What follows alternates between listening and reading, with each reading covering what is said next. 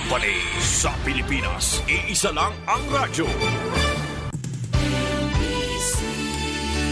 Manila Broadcasting Company.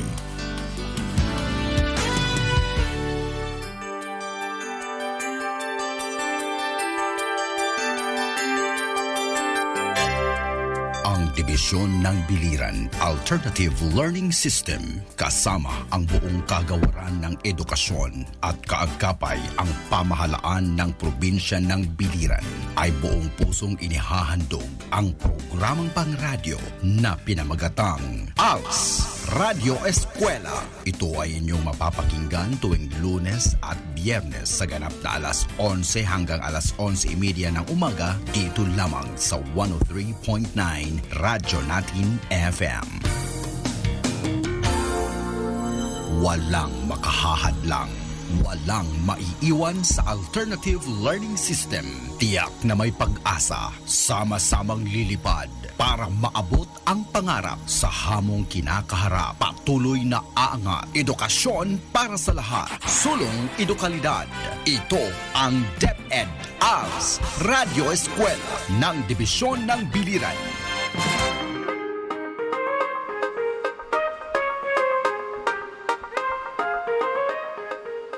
Good morning, Biliran. To our beloved Alternative Learning System learners, Biliran Division ALS implementers, listeners, and followers, a pleasant morning to all of us. This is your school on air Als Radyo Eskwela at 103.9 Radyo Natin FM Nabal, Biliran. I am Sir Ronald Minyusa, your radio teacher and host for today's episode of Als Radyo Eskwela, and I am from Cabocgayan, District 1. My co-host for today's episode is a mobile teacher from Cabocgayan, District 2, Ma'am Nerissa R. Sarsaliho.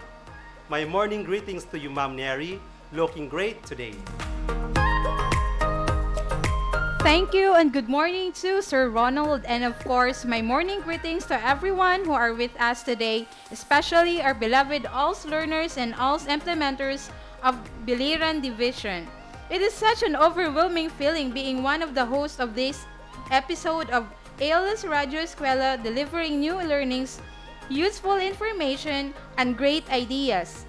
I would like to encourage everyone to participate in our learning session by listening attentively and following us through live stream on Facebook page of 103.9 Radyo Natin FM Naval, Biliran.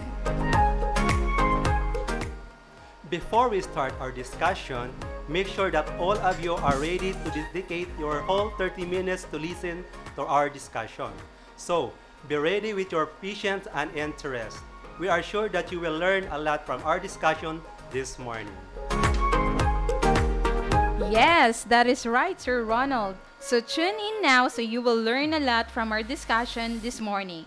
But before we really start, we are going to read the question for our Tanong Ko, Sagot Mo. This game is open to all listeners and followers, be it our ALS learners or just a listener of this station.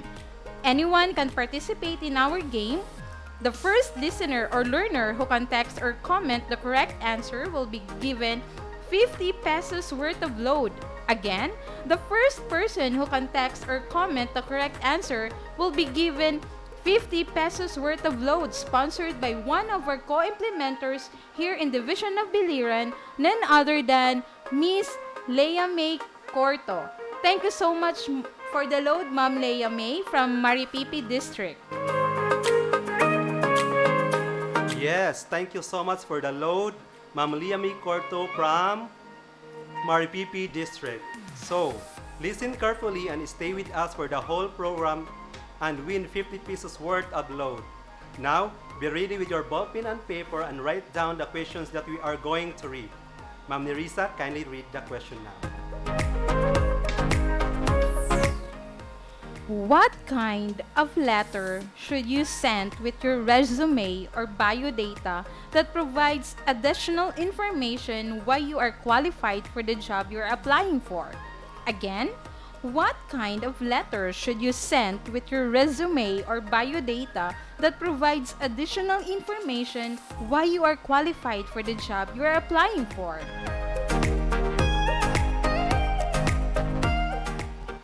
Kindly text your complete name, address, and correct answer to 0998-216-6976.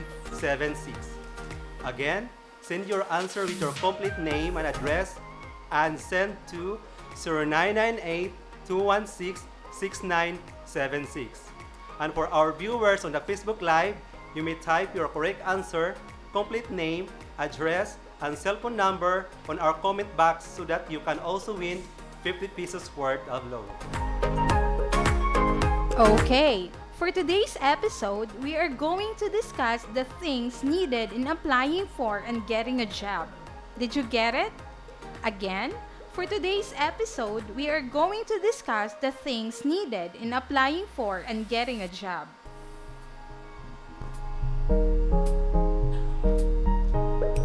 Are you planning for getting a job? Very good. What are your preparation when you plan to apply for a job? Do you have any idea what kind of job you are looking for?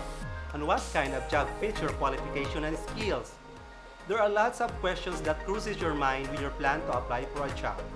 Many don't know what are the proper process and things needed when you think of finding a job. This morning, our discussion will surely help those who are planning to look for a job. Many will be enlightened of what they are going to prepare when going to look for a job. So, we encourage all of you to focus and dedicate your time to our discussion. Yes, that is correct. If you're planning to apply for a job, there are lots of things or documents, certificates, and other papers you need to prepare to support your personal background, education, and other qualifications. Before you even start applying for a job, you have to determine what kind of job fits your education and other qualifications. In finding jobs, you can search it on classified ads in different newspapers, or you can search on the website of different agencies or offices who posted their job vacancies. At present time, where social media is very much popular, there are agencies who posted their job vacancies on their Facebook page. Yes, Ma'am Nirisa, that is the trend at present time since we are experiencing pandemic which is unsafe to our health. At this time of pandemic, employers use their respective social media account to post job vacancies. So, their listeners and learners, have you seen or have you looked for a post about job vacancies? Have you tried applying for a job vacancies so you saw online on classified ads? In responding to any job vacancies you saw online or in print ads, it is important that you carefully investigate if that posted job vacancies are legitimate or choose the ads that you will respond to. Likewise, it is important that you read the entire ad and analyze the information. Make sure you have met the qualifications, have passed the standards set by the company. Correct. We should read and analyze first the job vacancies including its requirements. If you think you have met the qualifications set by any of the posted jobs, then you prepare the necessary documents needed in applying for a job. Most or all employers may ask you to apply in person, which means that you should personally bring or submit the necessary requirements to the company you want to apply. There are employers, however, who prefer that applicants should send or submit their resume and biodata first through email before they are required to personally appear in the company for an actual interview. When you want to apply for a job, you have to prepare a biodata or resume together with application letter stating your desire to apply for that position. Do you have any idea what is biodata or resume? Have you tried to make a resume or a biodata? What about writing an application letter? Do you have any experience of applying a job and writing an application letter? Do you know the difference between resume and biodata? They are in some way the same based on the information they contain. They only differ in terms of presentation. The resume is more personalized since you can put in the information you want in whatever style you prefer.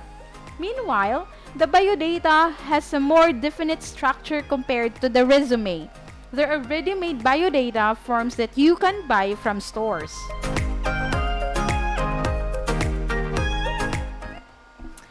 My dear learners and listeners, biodata and resume basically consist of four parts. These are the personal data, which includes your name, address, telephone number, and number two, educational attainment, like small background of your previous school attended. Employment record, your previous work experiences, and character references. Did you get it? Again, the biodata or resume basically consists of four parts. These are personal data. This includes your name, address, telephone number. Educational attainment, like small background of your previous school attended. Employment record, your previous work experiences, and character references. The personal section gives your personal background like age, place, and date of birth, civil status, religion, age. This will give the employer your profile. The educational background portion give your educational attainment and others training attended. This will give the employer an overview of what you can more or less do, given your education and training. The employment record lists the other jobs that will have had and how long you have stayed in this job.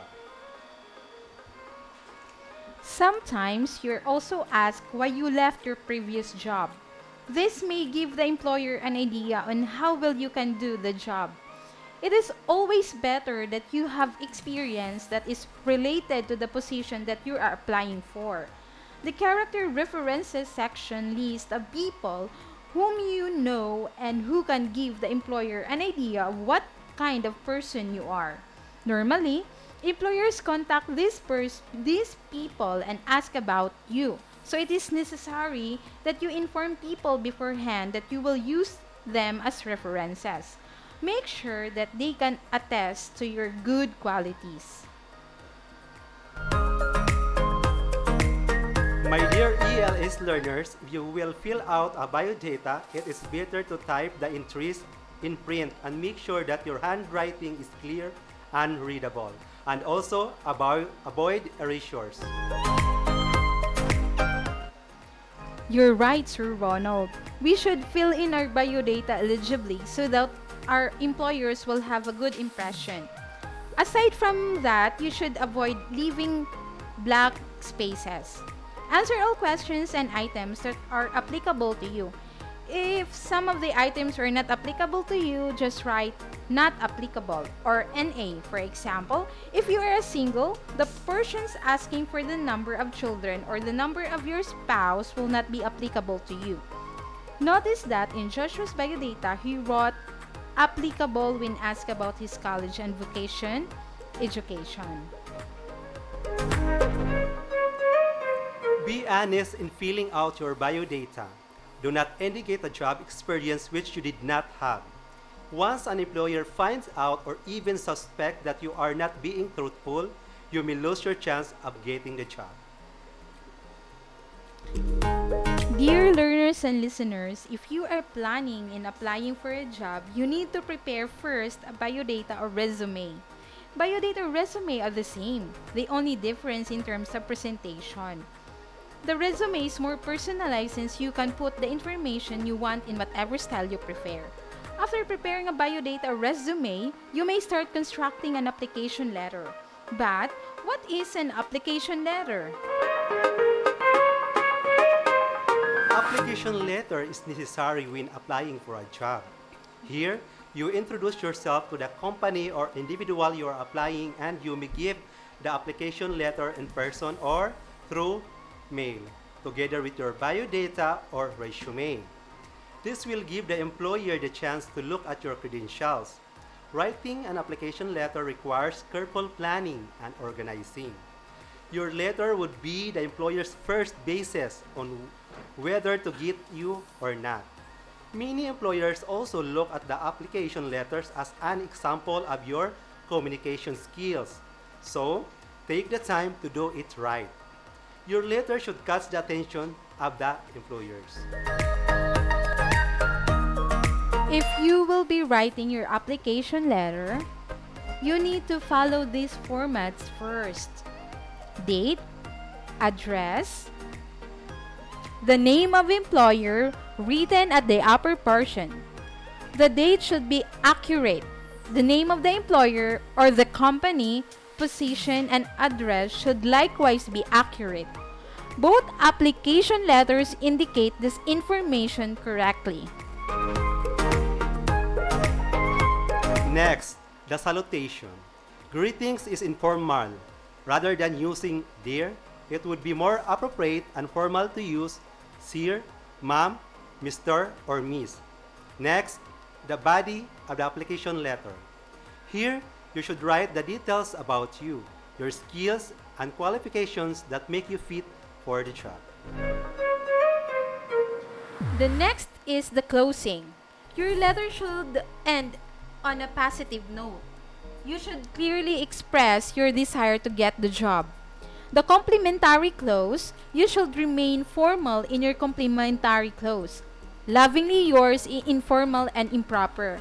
For the last part, it contains your name and signature. Your position and your old or current job should be mentioned in the body of the letter. So, my dear learners, if you have found out the prospect company and it has a job vacancy, and try your luck. You may pass your biodata or resume through email, or you can visit personally and hand in your documents together with your application letter and biodata.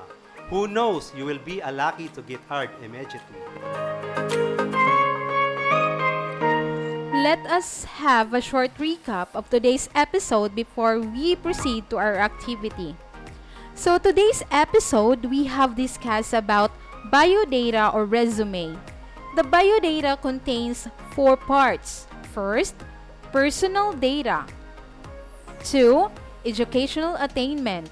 3, employment record. And 4, character references. While the application letter should accomplish 3 things. It should, first, introduce you and your reason for writing. Number 2, sell your skills and experience. And 3, give an effective closing. And now, to test what you have learned, get ready your pen and paper, for we will having a short activity.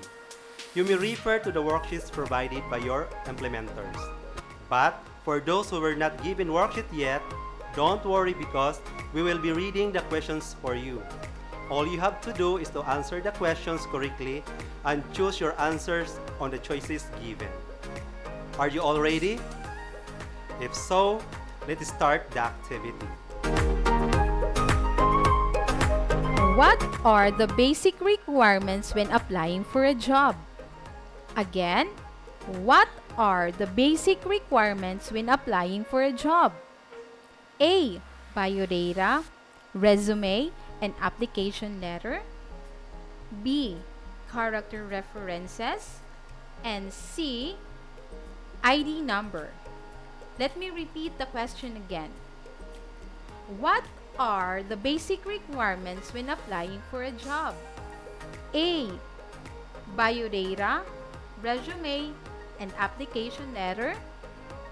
B. Character references. Or C. ID number.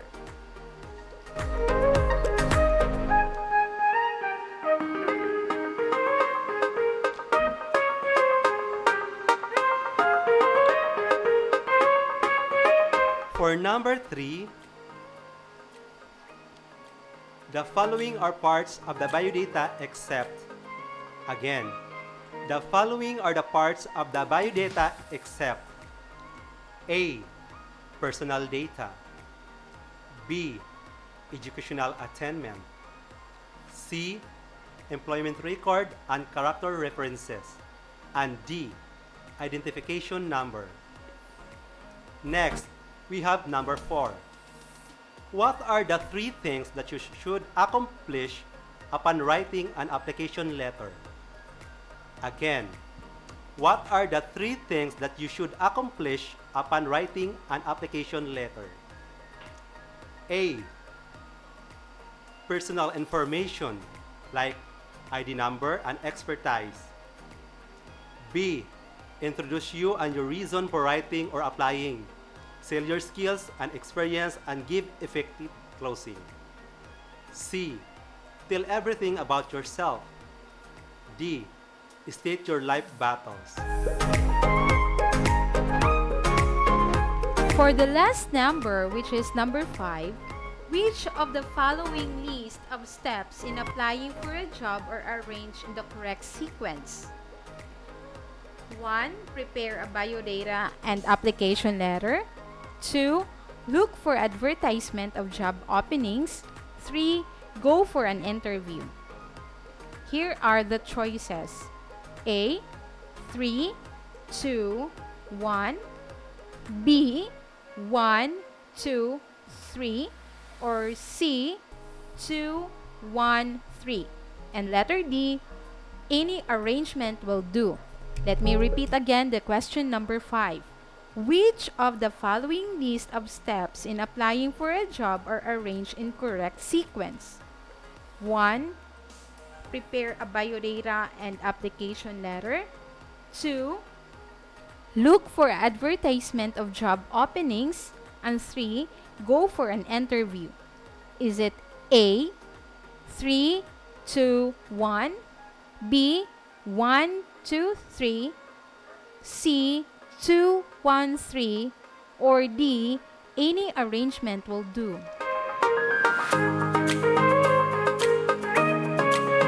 Are you done answering, my dear learners? Excellent. Now, let us check your answer. Are you ready? If yes, then let us reveal the correct answer. For number 1, the correct answer is letter A. For number 2, the correct answer is letter A. For number 3, the correct answer is D. And for number 4, the correct answer is B. And for the last item, number 5, the correct answer is D. Did you get a perfect score? If you did, excellent.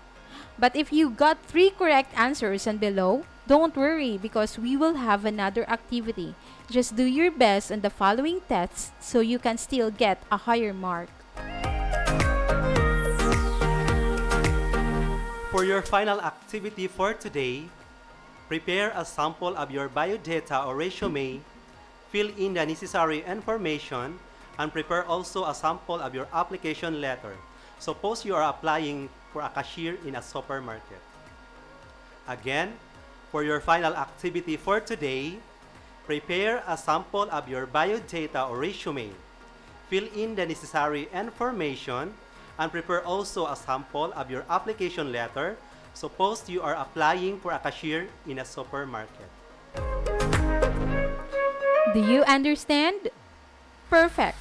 For this activity, wait for your implementers to collect your work. Do you get it? Very good. That is it for our discussion for today, my beloved ELS learner. But before we end our session for today, let us announce first who will be receiving a 50 pesos worth of load today. Do you have a number, Ma'am Nerissa? Yes, Sir Ronald, we have a winner for today's Tanong Ko, Sagot Mo, and that is none other than Nicole Angeli Ibina from San Pablo, Naval, Biliran. And her answer is application letter. Congratulations once again, Nicole Angeli Ibina. Okay, congratulations to the winner. That's all for today. I hope you learned a lot from us, and before we bid goodbye, please always tune in to our educational morning radio show, Als Radyo Eskwela, every Monday and Friday of the week at 11 to 11:30 in the morning, only here at 103.9 Radyo Natin FM, Nabal, Biliran. Once again, This is Teacher Ronald Binusa from Cabocgayan District 1, which leaves you a saying that we bring education to where it most needed, despite this pandemic. Let us all stay positive and make sure that the fun of learning must continue. And this is Teacher Nerissa Sorsalejo from Cabocgayan District 2 saying, God bless and keep safe everyone.